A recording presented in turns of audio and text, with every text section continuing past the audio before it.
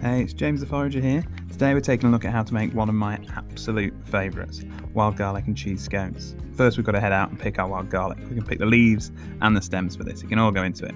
We'll start off by adding 250 grams of plain flour into a bowl or a pan. And in this mix we've already got a tablespoon of baking powder, which will help it rise in the oven. We'll add 75 grams of butter to this. We're going to crumble it. So crumble it in our hands so that it reaches like a fine breadcrumby-like texture. Just keep going and going. Ultimately, we want the butter to be about room temperature. It'll make the job much easier.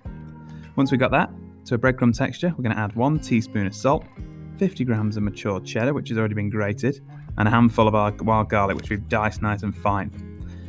And we're going to mix that through. Again, we're not trying to make it super mixed, but just together.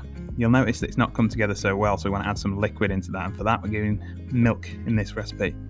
So we're going to make a little well in the middle, and we're going to start adding milk into it. We've got 150 ml of milk here. Use a knife, spoon, whatever. You can use your hands, but it gets super sticky. Once it's all starts to come together, we don't want to work it too much.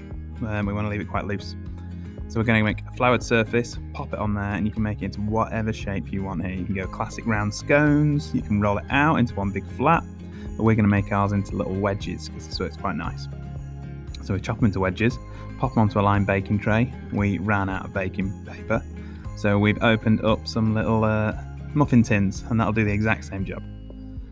Once they're done, they're ready to go in. Chuck them into the oven for about 15 to 20 minutes. We've preheated the oven here to 180°C, the classic temperature for everything. And we'll pop them in, leave them in there. We can make a brew, have a chill out. We've got 15 minutes.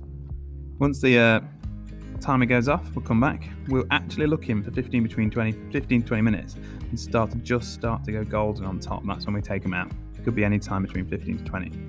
Grab them out. That is it. They're done. We're going to let them cool a little bit. Once they get cold, we can eat them straight off. You can have them hot with a bit of butter, really nice for soup and stuff like that.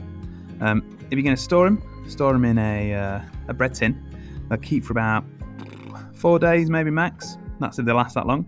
Or if you made a huge batch, you can put them in a little bag and pop them in the freezer, and they'll keep in the freezer for about 6 months. Just defrost them, and then they're good to go. That's it. Wild garlic and cheese scones.